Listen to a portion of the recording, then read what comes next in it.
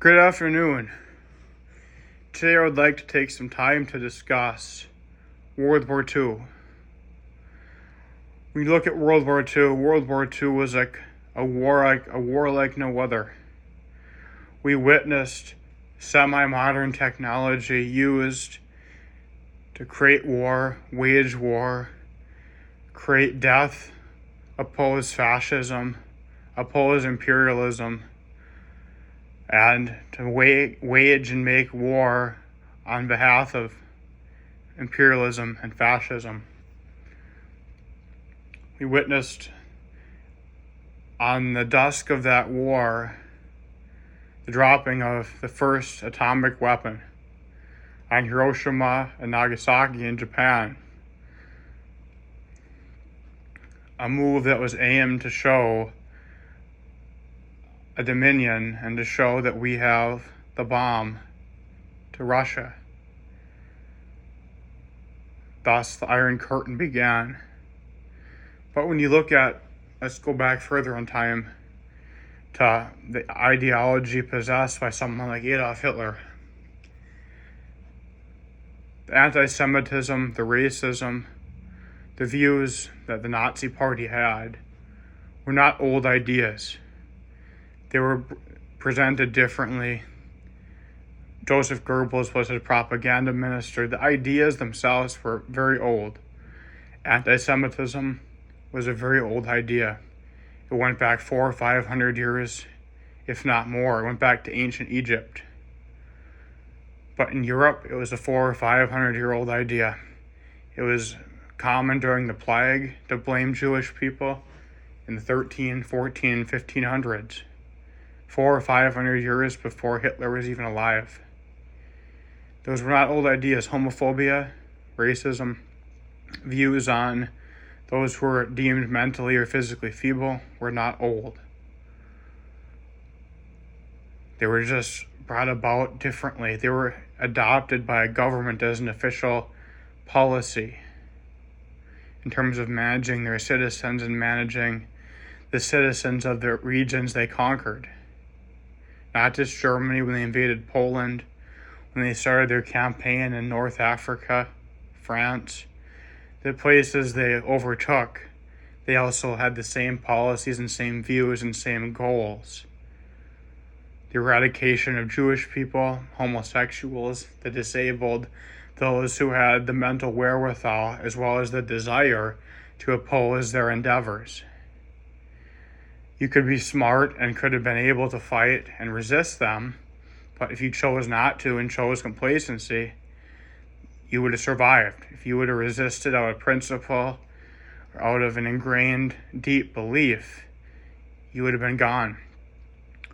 And when you look at the worldwide resistance that was mustered against the Reich and obviously against imperialist Japan, my area of interest is more, focused in on the Third Reich, their views on eugenics, their views on, perfection in humanity. Most people don't know, but Ernst Röhm was a gay guy who was part of Hitler's brown shirts before he was killed in the Night of the Long Knives. And Hitler could not have a gay person at the helms of his power, which obviously would pose a problem for his vision of a perfect Germany and a perfect world going forward. His views obviously were seen as, those of pure evil. People, extranationally across the pond in America, Mexico, Canada, other countries could obviously see that those views were based on exclusion, were based on us versus them. The Jews are taking our opportunities from us. We need to eradicate, these types of people, albeit based on their, preference of, romantic attraction, who they love, based on if they can walk, if they have a club foot, if their, IQ is below 90 or 95, they can't even be a factory worker, whatever they deemed as worthy to free up space to allocate and be more, I guess, efficient with resources. That was the justification they provided. It was one of exclusion and one that was, more black and white. You had a clear perpetrator, pure villains, and pure victims. Whereas, what I fear is that the forces of hatred and the dark, aspects within humanity, they don't go away. We're no different than when we built the atomic bomb. We might be smarter. We might have been able to harness natural resources and use, theoretical knowledge that became knowledge to do things like make the atomic bomb, like make projectiles, like harnessing gunpowder from fireworks in China to make guns. We have become more advanced, but we are the same type of beings. So the darkness, the same evil, the same, vying for control and vying to seek and sow narratives is still ever present in humanity. Maybe it learns over time. And one of my biggest concerns within the world today is the same type of people, the same type of ideas, the same type of goals that Adolf Hitler had, that Joseph Goebbels had, albeit he had a club foot. He had one leg and one limb that was shorter than the others. He walked with a limp, but yet again he espoused his Führer's message of certain things that defied who he was, but he was a hypocrite, as were all of them. My biggest fear is that we still have people who seek to sell the narratives of the alpha male, of genetic, racial, orientation, human perfection, based on certain traits of height, eye color, hair color, beliefs, body build. What is the perfect male? What is the perfect female? What is a perfect person? They still have those beliefs. They still believe in those who are stronger-willed. They still have their beliefs that are based majoritarily in pseudoscience, as well as observing and presenting facts, instances, and occurrences that forward their belief systems and their ideology and their view of the world. My fear is that it would not be done similar. I fear for humanity. I fear for another thing like the Third Reich, but I do believe that those forces of evil and darkness that are still present within humanity, they still have the desire to do the same type of things. But perhaps they've learned that when they do it that way, it's so obvious that there will be opposition. Someone like Gavin Sims, Donald Trump, etc., forwarded that same type of belief system, rooted in eugenics, homophobia, a right-wing, alpha male Christian nationalist view of things. It would be opposition. You might have the UN getting involved. That would be a bloody civil war. Doing it abruptly and obvious would result no differently than what happened to Adolf Hitler in the Third Reich. I believe they probably have learned. What I do not believe is that they would cease it altogether. I believe that the attempts to see such a world will be done more discreetly.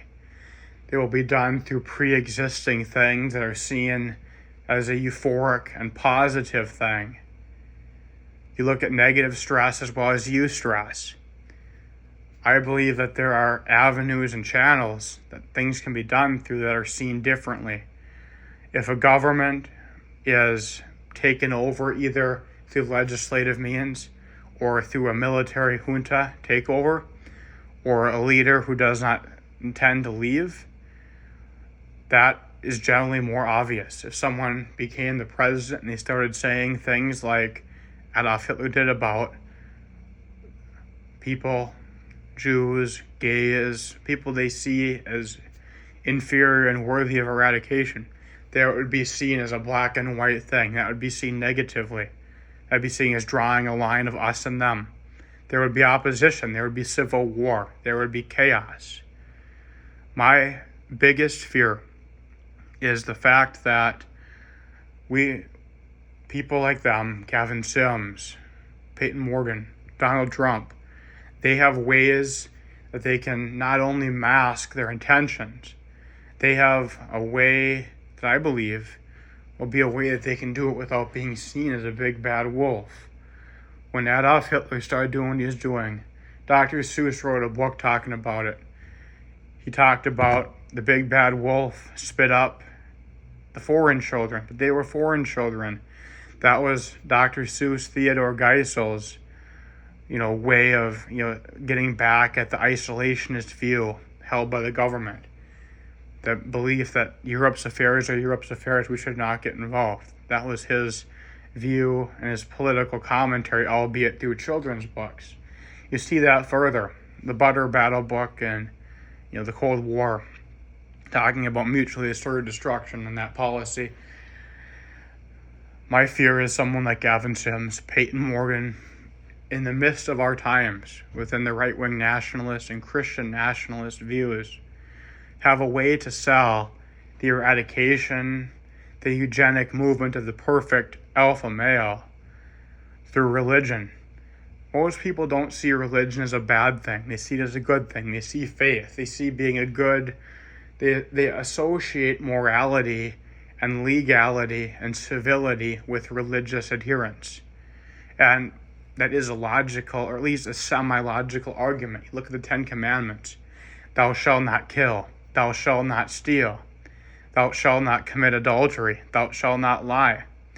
When you look at those things, theft of many types is illegal. Theft of information, theft of property, theft of ideas, copyright, trademark, all those things.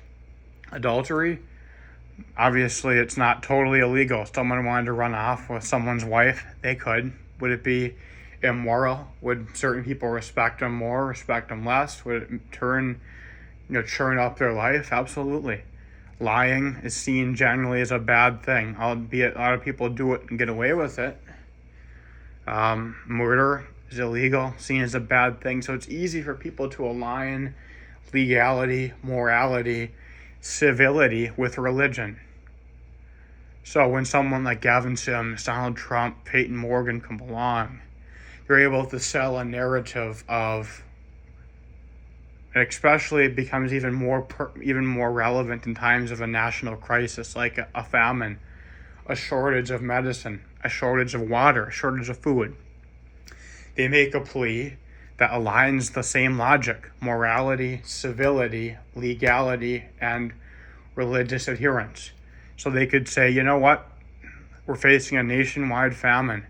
We need to make cuts to our population. People who matter are those who are civil, law-abiding, moral, and those who are immoral, civil, and law-abiding are also those who adhere to religious values. And those who adhere to religious values are straight, people who believe in God. So it'd be easy for people like that to justify allocation of resources to people who are straight, Christian, and adhere to their values, or are complacent to their idea and their plan and goal for the world. So it's not so much a fear of bad and malice. Humankind will always have bad and malice. My concern is how many people will not be able to see evil as evil and bad as malice when the lines are so blurred. Gavin Sims is a master at blurring the lines. Thank you.